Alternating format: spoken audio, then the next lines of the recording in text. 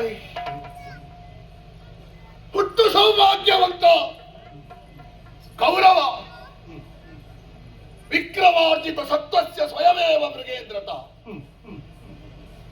ಕಾಡಿನಲ್ಲಿರುವ ಸಿಂಹಕ್ಕೆ ಯಾರು ಅಭಿಷೇಕ ಮಾಡುವುದಿಲ್ಲ, ಆದರೂ ಉಳಿದ ಪ್ರಾಣಿಗಳೆಲ್ಲ ಅನುಸರಿಸಿ ಬರ್ತದೆ. ನಾನು ಅನಭಿಷಿಕ್ತ. ಆದರೆ ಹುಟ್ಟುವಾಗಲೇ ತುಪ್ಪದ ಭರಣಿಯಿಂದ ಹುಟ್ಟಿದವ. ತುಪ್ಪದ ಊಟ ಮಾಡಿದ್ರೆ ಸೌಭಾಗ್ಯವಂತ ಅಂತ ಹೇಳ್ತಾರೆ. ನಾವು ಬೆಳೆದದ್ದೇ ತುಪ್ಪದ ಭರಣಿಯಲ್ಲಿ, ಮತ್ತೆ ನಮಗಿಂತ ದೊಡ್ಡ ಸೌಭಾಗ್ಯವಂತರು ಯಾರು? ಹೊರಳಾಡುತ್ತಾ ಬರುವ ವೇಳೆಯಲ್ಲಿ ನಾನು ಯಾವುದೋ ಗೋಡೆ ಹಿಡಿದು, ಯಾರೋ ಹಿರಿಯರ ಕೈ ಹಿಡಿದು ನೆಟ್ಟಗೆ ನಿಂತದ್ದಲ್ಲ, ಸಿಂಹಾಸನದ ಕಾಲು ಹಿಡಿದೇ ನಾನು ನೆಟ್ಟಗೆ ನಿಂತದ್ದು. ರಾಜತ್ವ, ಚಕ್ರವರ್ತಿ ಪೀಠ, ಅಖಂಡ ಆರ್ಯಾವರ್ತದ ಸಾಮ್ರಾಟ, ಇದು ಅಂಬೆಗಾಲಿಕ್ಕುವಾಗಲೇ ನನಗಿದ್ದಂತ ನಿರೀಕ್ಷೆ. ಬೆಳದಿಂಗಳು ಎಲ್ಲಿಯಾದರೂ ಬಿಸಿಯಾದೀತು ಎನ್ನುವ ಕಾರಣಕ್ಕಾಗಿ ಕೌರವೇಶ್ವರನ ತಲೆಯ ಮೇಲೆ ಛತ್ರ ಇತ್ತು.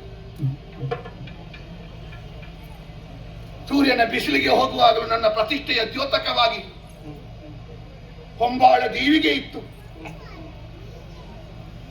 ತಂಪಿನ ಗಾಳಿಯಲ್ಲಿಯೂ ಗಾಳಿ ಬಿಸಿಯಾದೀತು ಎನ್ನುವ ಕಾರಣಕ್ಕಾಗಿ ಭೃತ್ಯರ ಚಾಮರ ಸೇವೆ ಇತ್ತು. ರತ್ನ ಕಂಬಳಿಯ ಮೇಲೆ ನಡೆದರೆ ಸುಖ ಚರಣಗಳಿಗೆ ನೋವಾದೀತು ಎನ್ನುವ ಕಾರಣಕ್ಕಾಗಿ ಮಲ್ಲಿಗೆಯ ಹೂವಿನ ಹಾಸಿಗೆ ಇತ್ತು. ಈಗ ಏನುಂಟು? ಹರಿಯುತ್ತಿರುವ ರಕ್ತವೇ ನನಗೆ ರತ್ನ ಗಂಬಳಿ, ಮೇಲಿನಿಂದ ಹಾರುತ್ತಿರುವ ಕಾಗೆ ಕೂಗೆಗಳೇ ನನಗೆ ಛತ್ರ, ಅಳಿದುಳಿದ ಸೇನೆಯಲ್ಲಿ ಉಳಿದಂತ ಆ ಆನೆಗಳ ಕಿವಿಯ ಗಾಳಿಯೇ ನನಗೆ ಚಾಮರ ಸೇವೆ.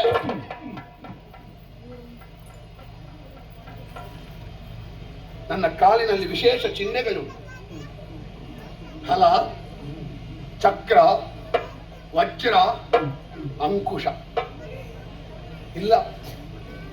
ಇಲ್ಲಿ ಮುರಿದು ಬಿದ್ದಂತಹ ರಥಚಕ್ರಗಳು, ಮುರಿದು ಬಿದ್ದಂತಹ ಹಲದ ಮೊನೆಗಳು, ಮುರಿದು ಬಿದ್ದಂತಹ ಆಯುಧದ ತುಂಡುಗಳು, ಮುರಿದು ಬಿದ್ದಂತಹ ವಜ್ರ ಸದೃಶವಾದಂತಹ ಒಂದೊಂದು ವಸ್ತುಗಳು. ಅದೇ ಹಲಚಕ್ರಾಂಕುಶಕ್ಕೆ ಮತ್ತೆ ಮತ್ತೆ ಚಿಹ್ನೆ ಬರೀತಾ ಉಂಟು. ಕಾಲು ನಡೆಯಲಿ ಹೆಣದ ಪರ್ವತದಲ್ಲಿ. ಪರ್ವತ ಅಂತ ಹೇಳಿದ್ರೆ ಪರ್ವತದಷ್ಟು ಎತ್ತರ ಉಂಟು ಅಂತಲ್ಲ. ನನಗೆ ಬೇಕಾಗಿ ಪ್ರಾಣವನ್ನು ಸಮರ್ಪಿಸಿದಂತ ಅವರನ್ನು ದಾಟುವುದು ಒಂದೇ, ಪರ್ವತವನ್ನು ಉತ್ತರಿಸುವುದು ಒಂದೇ. ಅಷ್ಟು ಮನಸ್ಸಿಗೆ ಭಾರ ಆಗುತ್ತದೆ. ನನಗೆ ಬೇಕಾಗಿ ಸಮರ್ಪಣಾ ಭಾವದಿಂದ ಸಮರ್ಪಿಸಿದ ಭಕ್ತರು ಬಲಿಯಾದ ದೇವಸ್ಥಾನ. ಇಲ್ಲಿ ಪಾದರಕ್ಷೆ ಹಾಕಿಕೊಂಡು ನಡೆಯುವುದೇ, ಇದು ನನಗೆ ದೇವಸ್ಥಾನ. ಹಾಗಾಗಿ ಕಾಲು ನಡೆಯಲಿ ಹೆಣನ ಪರ್ವತವನ್ನು ಏರಿ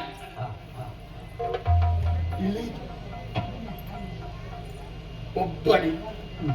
ಒಂದು ಕಾಲದಲ್ಲಿ ಆಳೊಳಗಳ ಇರಿಸಿಕೊಂಡ ಕೌರವೇಶ್ವರ ನಡೆದು ಮುಂದೆ ಮುಂದೆ ಬರುವಾಗ ಎಲ್ಲವನ್ನು ಕಳೆದುಕೊಂಡಿದ್ದೇನೆ.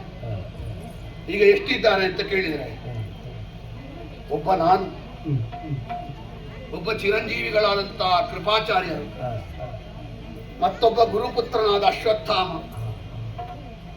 ಇನ್ನೊಬ್ಬ ಕೃತವರ್ಮ. 4 ಜನ ನನ್ನ ಸೇನೆಯಲ್ಲಿ ಉಳಿದರು. ಅವರ ಸೇನೆಯಲ್ಲಿ 5,000 ತುರಗ, 1,000 ರಥ, 2,700 ಆನೆಗಳು, 10 ಲಕ್ಷ ಪದಾರ್ಥ. 11 ಅಕ್ಷೋಹಿಣಿಯಲ್ಲಿ 4 ಜನ ಉಳಿದದ್ದು, 7 ಅಕ್ಷೋಹಿಣಿಯಲ್ಲಿ ಇನ್ನೂ ಅಷ್ಟಿದ್ದಾರೆ. ಇಷ್ಟು ದೊಡ್ಡ ಸೋಲು ಬರಲಿಕ್ಕೆ ನನ್ನ ಸಿದ್ಧತೆ ಕಡಿಮೆ ಆಯ್ತು. ಸಿದ್ಧತೆ ಕಡಿಮೆ ಆದದ್ದಿದ್ರೆ ಅವರಿಗೆ ಸೇರಿದ ಬಲ ಎಷ್ಟು ಎನ್ನುವುದಾಗಿ ಯೋಚಿಸಿ, ನಮ್ಮೊಟ್ಟಿಗಿದ್ದ ಬಲ ಎಷ್ಟು ಎನ್ನುವುದಾಗಿ ಯೋಚಿಸಿದ್ರೆ ಹೇಳಲಿಕ್ಕೆ ನಾಲಿಗೆ ಮಗುಚುವುದಿಲ್ಲ, ನಾಲಿಗೆ ಮಗುಚುವುದಿಲ್ಲ. ಏನಿದು ಬಲವ್ಯ